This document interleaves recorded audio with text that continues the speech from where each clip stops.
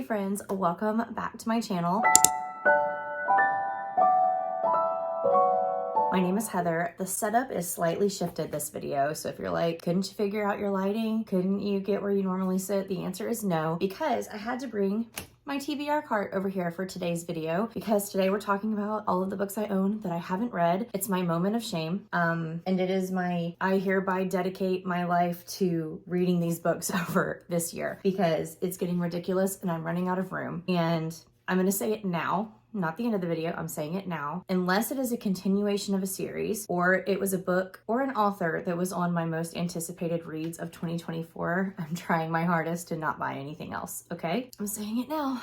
Okay, we'll let that sink in. But I'm not going in any genre order, any author order. We're just gonna start pulling puppies off of this TBR cart, giving a quick little sentence or two about them and getting through this video. I like seeing what people own and their kind of strategy of getting to them. So that's what we'll be doing today. First of all, we have A Study in Drowning by Ava Reed. This one was super popular when it first came out, and I received this in a book exchange, and I'm really excited to read it. I actually have plans to read it next month. We also have Project Hail Mary, and yes, this has been on multiple TBRs, and I just haven't gotten to it yet. There's nothing about it that is making me not read it. It's just that I've been excited about other books. Very beloved. I don't know much more other than everyone who talks about this book loves this book, and apparently I need to get the audio and I read this, so let's just blindly pick. Okay, this is one I just got. Dragon Fruit by Makia Lucier.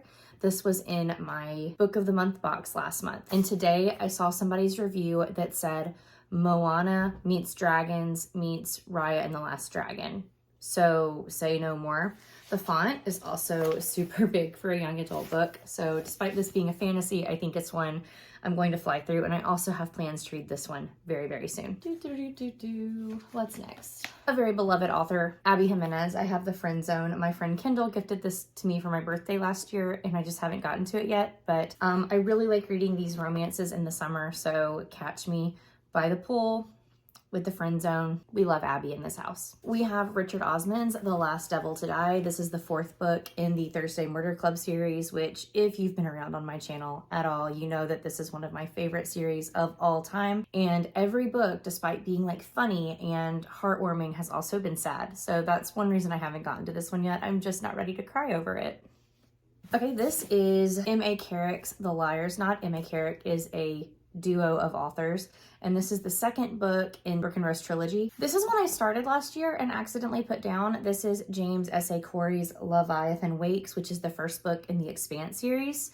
So I didn't mean to DNF this book. I will pick it back up. This is a space opera, and I think each book starts following different people, but you always come back to your central core characters. I really liked the writing style, and I was very intimidated because I am not a high sci-fi kind of person. Science intimidates me, so sci-fi intimidates me. But like I said, I was having a really, really good time with it. And as I do, I get distracted by shorter, quicker reads and put it back on my TBR cart. So I think I was like 150 pages in.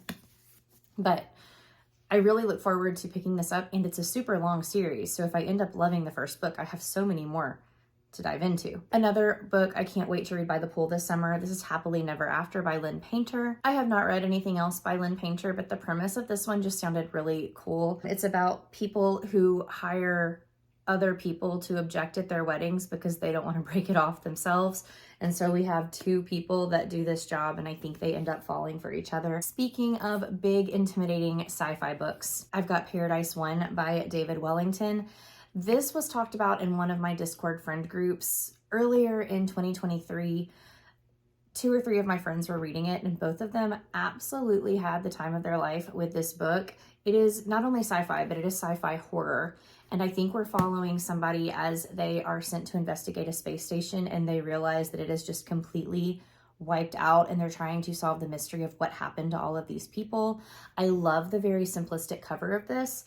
And the second one I think is set to come out in 2024. I think it's called Renegade X or Renegade 10. I'm not sure. Roman numerals, you know. But if I love this one, the next one's coming out soon. So intimidating, but I actually am planning on picking this one up in May. So fingers crossed it works for me. I am going to read this book this year, or I am going to unhaul it, because I have had this book for so long. This is The Night Circus by Erin Morgenstern. I have just never been in the mood to read it. I got it at Barnes & Noble one day because it was one of their buy a paperback, get a paperback 50% off, and I needed to find another paperback. And I'd seen it on BookTube, but it has just never been one that has called to me. I got it because it was the only fantasy book on the table, I think. So y'all convinced me. Knowing the kind of books I like to read, is this one I should pick up? Or should I unhaul it? Thanks. Here's another book that I have been meaning to get to for a hot minute.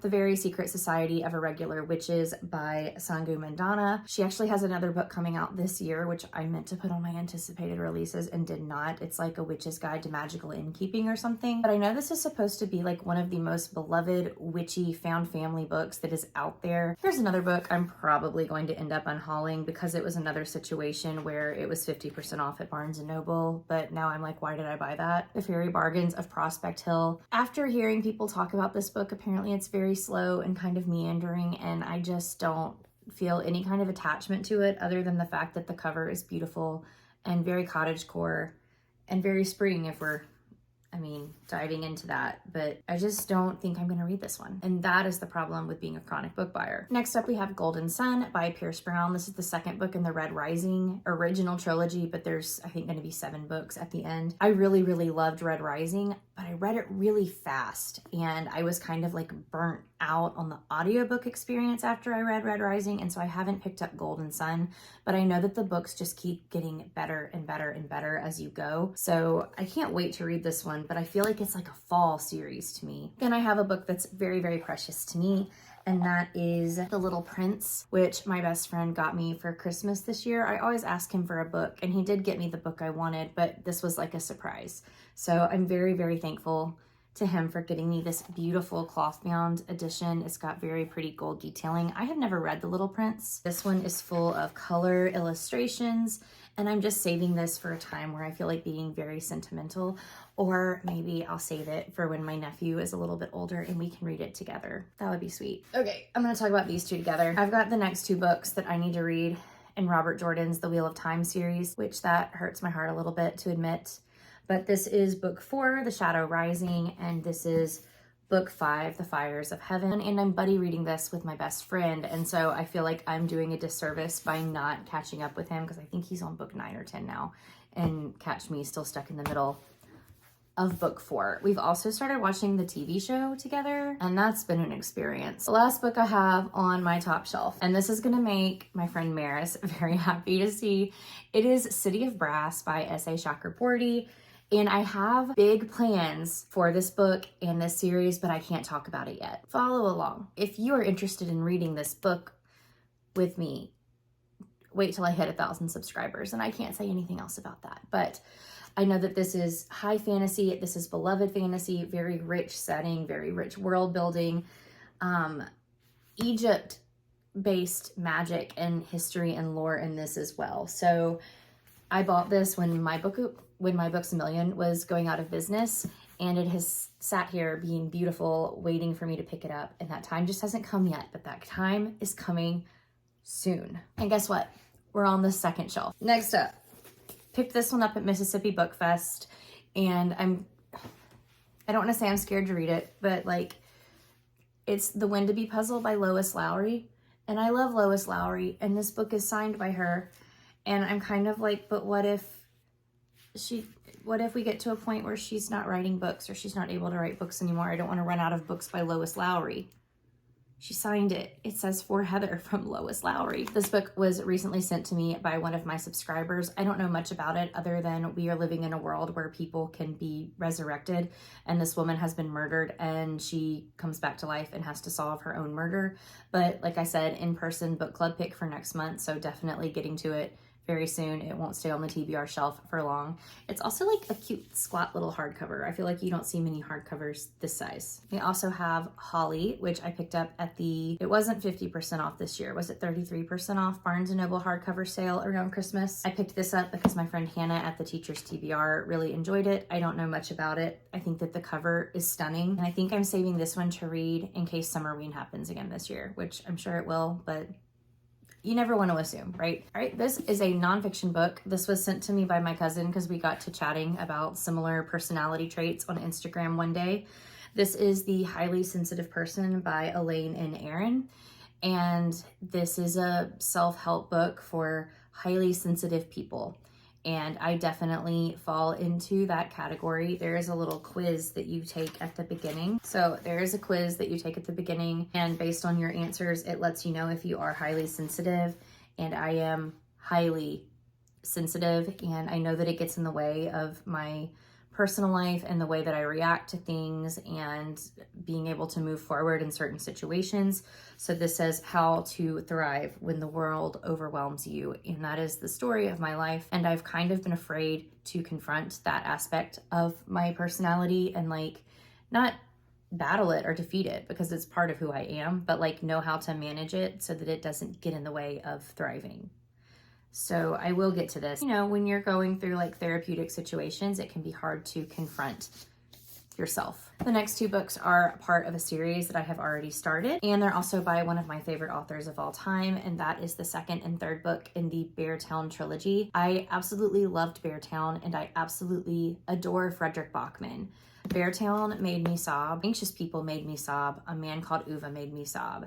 So these two books, like it is a 100% guarantee that I'm going to cry at least once, and then you probably could bet money on me crying more than that. The series is about a boys hockey team in Sweden. In the first book, something tragic happens that really divides the town and lets everybody know what their priorities are. And you get perspectives from so many different people as the team is gearing up for their championship game.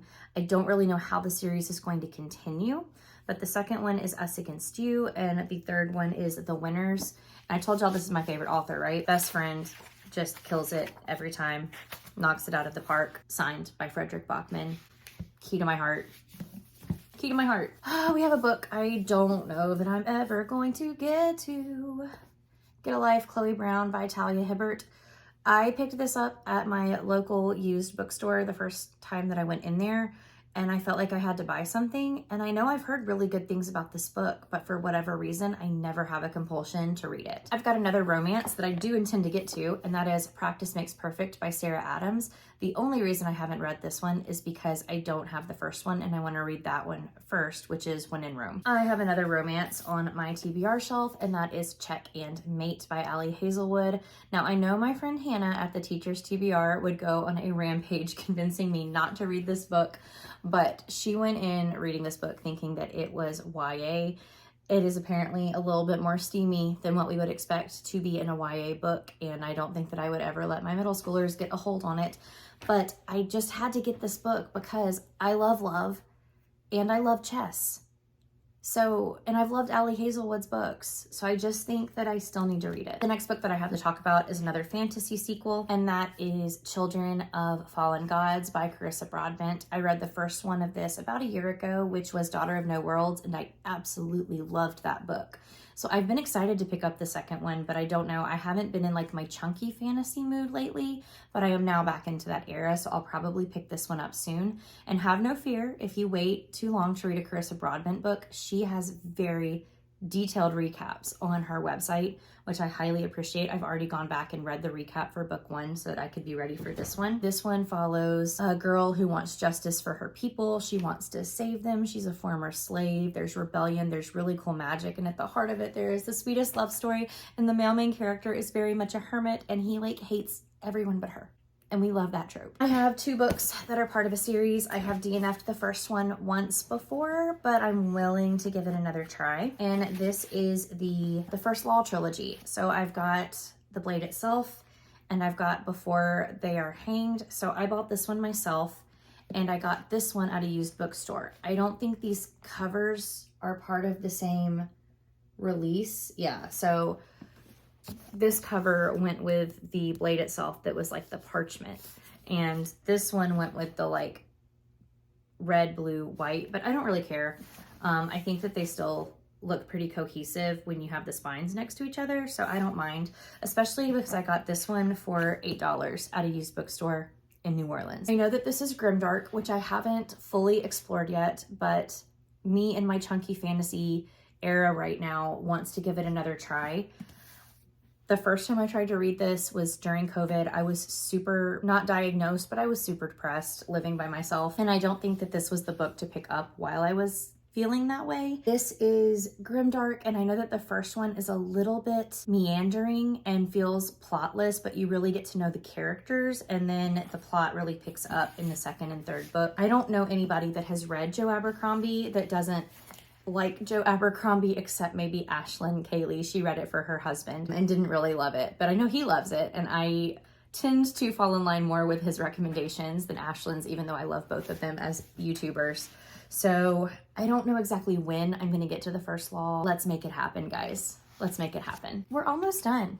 That's very exciting. So this one is hopefully not going to be on my TBR cart for long, because I have plans to read this like today. And that's Abby Jimenez's Just for the Summer. Need I say more? This book is taking the world by storm right now, and for good reason, because Abby knows how to write a book about people that happens to also be about romance. We also have Sally Hepworth's Darling Girls. This is a thriller, and I know Sally Hepworth tends to write in a more literary style when she writes thrillers, but this one focuses on former foster children who I think are being investigated after finding a body under or around the house that they grew up in as foster children. I think that it is also pretty sad, but I have some friends who swear by Sally Hepworth. Keisha at A Book Like You, I know Liv really liked this book. Sally Hepworth just also seems like a very sweet and genuine person, so I'm excited to give one of her books a go. Also one that's going to be getting read soon, and that is The Familiar by Leigh Bardugo. So I like Leigh Bardugo. I did not read the Grishaverse. I just felt like by the time that I was really enjoying fantasy again, I had aged out of the Grishaverse. I know some people are going to be like, you're never too old to read it, but I just feel like I am. But that being said, I really liked Ninth House and Hellbent, and that kind of writing just really speaks to me. And I feel like we're going to get the same type of writing in The Familiar, but we are in a very historical context. I don't think fantasy is the biggest player in this book. I think it's more little magics sprinkled into historical fiction set into the conquistador era of Spain and a woman trying to get by with her little magics. I love this cover. I know it's a little creepy looking, but I love this cover. And this is on Everand, so I'm going to tandem read this over the next couple of weeks. If you made it all the way to the end of this video, that makes me feel a little bit embarrassed, but also a little bit, I'm a bookworm. Then tell me which of the books that I showed that you think I should get to next. And Maris, I know you're gonna say City of Brass, but just trust me, it's coming soon. Thank you guys so much for watching all the way to the end of today's video. Please go ahead and leave a like if you haven't done that yet. As always, I love discussing things down in the comments with you or over on Instagram, and my social media, as always, is linked down below. But I hope you have a great day, and I will see you in another video soon. Bye, guys.